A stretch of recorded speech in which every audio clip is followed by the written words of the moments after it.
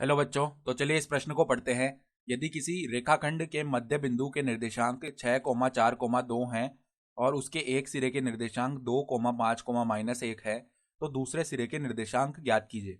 तो देखो सवाल हमें क्या बोल रहा है कि हमारे पास में एक रेखाखंड है जिसके मध्य बिंदु के निर्देशांक हमें दिए हुए हैं 6,4,2 और उसके एक सिरे के जो निर्देशांक है वो क्या है 2,5,-1। तो इस रेखाखंड के दूसरे सिरे के निर्देशांक हमें बताने हैं। ठीक है, तो प्रश्न में आगे बढ़ने से पहले इस प्रश्न से संबंधित जो मुख्य अवधारणा है उसकी हम चर्चा कर लेते हैं। तो देखो मुख्य अवधारणा देखो क्या हो जाएगी। यदि यदि हमारे पास में बिंदु ए है, यदि बिंदु ए जिसके निर्देशांक है x1, y1, z1 तथा तथा बिंदु बी जिसके निर्देशांक है x2, y2, z2 को मिलाने वाले रेखाखंड को मिलाने वाले रेखाखंड का मध्य बिंदु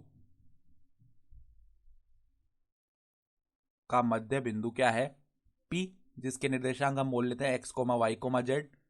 तो यहां से हम क्या बोल सकते हैं, जो x, y, z का मान है वो क्या आता है, बराबर में x1 प्लस में x2 बटा में 2, कोमा में जो y का मान आता है वो क्या आता है y1 प्लस y2 बटा में 2, और z का मान क्या आता है z1 प्लस में z2 बटा में 2, ये आता है।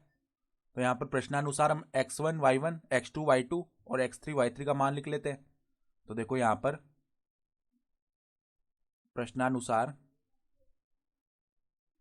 प्रश्नानुसार देखो जो मध्य बिंदु है वो दिया हुआ हमारे पास में। ठीक है, यानी कि x, y, z का मान दिया हुआ है, यानी x का मान कितना है 6, y का मान कितना है 4, z का मान कितना है 2 है। ठीक है, और एक सिरे के निर्देशांक दिए हुए हैं। ठीक है, यानी कि x1, y1 और z1 का मान दिया हुआ है। तो देखो x1 का मान कितना है 2, y1 का मान कितना है 5 और z1 का मान कितना है -1। तो हमें x2, y2 और z2 का मान पता करना है, तो आसानी से देखो इस सूत्र का प्रयोग करके कर लेंगे पता। यानी कि 6,4,2 का मान किसके बराबर है x1 प्लस x2, यानी कि 2 प्लस में x2 बट्टा में 2, यहाँ पर y1 प्लस y2 बट्टा में 2, यानी कि 5 प्लस में y2 बट्टा में 2, और यहाँ पर देखो -1 प्लस में z2 बट्टा में 2। तो यहाँ से देखो तुलना करेंगे, सबसे पहले x निर्देशांक की तुलना करते हैं। तो 6 बराबर में 2 प्लस में x2 बट्टा में 2, यानी कि क्या बनेगा x2 बराबर में क्या आ गया देखो 12 - 2, यानी कि x2 का मान आ गया 10। इसी प्रकार देखो अब y निर्देशांक की तुलना करते हैं।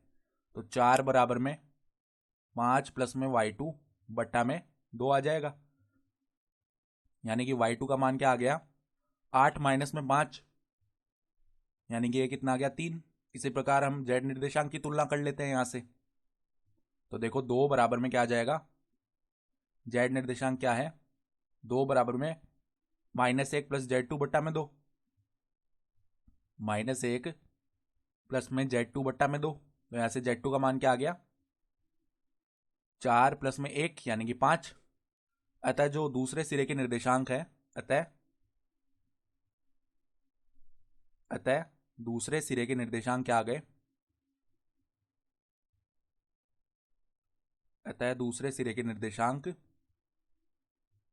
क्या आ गए देखो हमारे पास में 10,3,5, 10,3,5 होंगे। अर्थात हमारा जो उत्तर है वो क्या आ गया 10,3,5। ये हमारा क्या आ जाएगा उत्तर आ जाएगा। तो आशा करता हूं कि आपको ये प्रश्न समझ में आया होगा। धन्यवाद।